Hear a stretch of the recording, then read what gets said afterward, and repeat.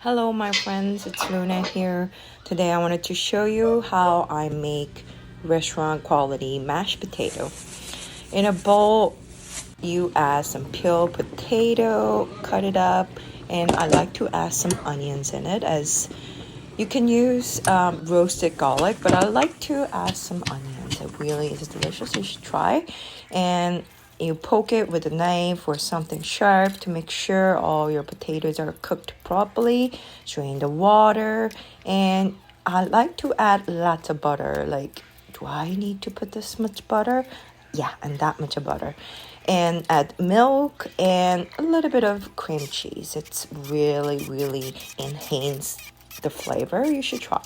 And instead of mashing it with my hand, I like to use some hand mixer because that way it's so fluffy and nice and well blended. And season with salt and pepper. And let me tell you, potato loves salt. And taste it. Make sure it's delicious. Mine look like this and they're creamy and everything you could ask for from mashed potato. If you're looking for more delicious home cooking idea, I'm the girl. Follow me for more. Luna Made.